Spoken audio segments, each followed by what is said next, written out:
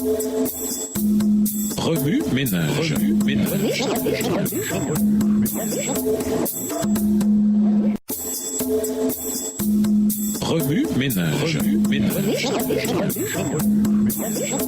Bienvenue dans votre émission. Remue ménage. Nous voilà à la leçon de lundi. Interpréter l'œuvre au-dessus de toute œuvre. Les grands personnages de la Bible ont manifesté leur souci pour le salut de leurs semblables. Cet intérêt pour les gens a été manifesté Par Moïse, lorsqu'il a dit « Pardonne-leur, je t'en supplie, sinon efface mon nom du livre de vie que tu as écrit. » Exode 32, verset 32. par Paul lorsqu'il a dit « C'est mon devoir d'aller auprès de vous. Les civilisés comme les non-civilisés, les gens instruits comme les ignorants. » Romains 1, le verset 14. Par le Seigneur Jésus, lorsqu'il a pleuré sur Jérusalem, disant « Jérusalem, Jérusalem, toi qui mets à mort les prophètes et tues à coups de pierre ceux que Dieu t'envoie. Combien de fois ai-je désiré rassembler tes habitants auprès de moi, comme une poule rassemble ses poussins sous ses ailes, mais vous ne l'avez pas voulu. » Matthieu 23, verset 37. Loin de s'arrêter aux personnages de la Bible, ce sens de la responsabilité en matière de salut se poursuivit tout au long de l'histoire chrétienne. John Knox s'écria « Seigneur, donne-moi l'Écosse ou je meurs. » John Wesley a déclaré « Le monde est ma paroisse ». Alors qu'atterrissait l'avion dans lequel se trouvait le missionnaire Henry Martin,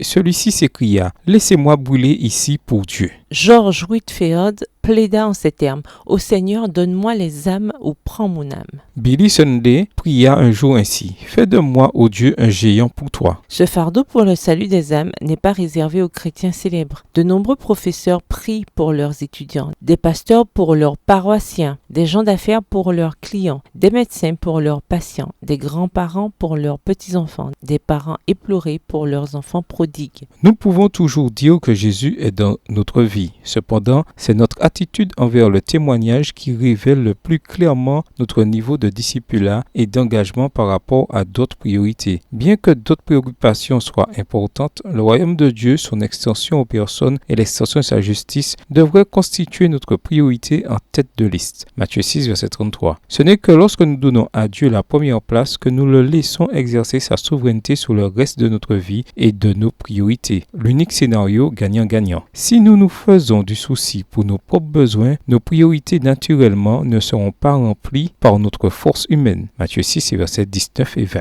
L'œuvre qui surpasse toutes les autres, la grande affaire qui sollicite toutes nos énergies, c'est celle qui consiste à sauver les âmes pour lesquelles le Christ est mort. Que ce soit là le travail le plus important de votre vie. Appliquez-vous à cette tâche aussi longtemps que vous vivez. Soyez des collaborateurs du Christ dans cette œuvre si grande et si noble. Soyez des missionnaires auprès comme au loin. Soyez prêts à travailler avec succès à sauver des âmes, soit dans votre pays, soit sous des cieux lointains. Oh, si seulement jeunes et vieux voulaient se convertir entièrement à Dieu, s'acquitter des tâches qui sont à leur portée et saisir toutes les occasions pour travailler avec Dieu. Texte tiré du livre Message à la jeunesse, au chapitre 69 à la page 225, livre écrit par Ellen G. White. Par la prière, demandez au Seigneur de vous mettre surnaturellement à cœur une autre personne. Cherchez des occasions de lui parler de Jésus, découvrez sa maladie émotionnelle, physique, spirituelle et amenez-la au Christ. Avant de lui demander de vous dire ce qui ne va pas, sondez votre propre cœur pour voir si vous connaissez vous-même Jésus par les Écritures et la prière. On ne peut parler efficacement de quelqu'un qu'on ne connaît pas. Abandonnez donc votre vie au Christ et soyez désormais un gagneur d'âme. Remue ménage, après avoir regardé votre texte écrit et annoté, quels éclairages particuliers vos notes semblent-elles indiquer dans l'ensemble? Quelles questions émergent après l'étude de ce passage? Quelle partie du passage trouvez-vous difficile? Quels autres principes et conclusions découvrez-vous? Qu'est-ce qui, dans le témoignage, décourage la nature humaine? Comment la Bible traite-t-elle ce problème? Au revoir. Et à demain si Dieu veut. Remue ménage. Remue ménage.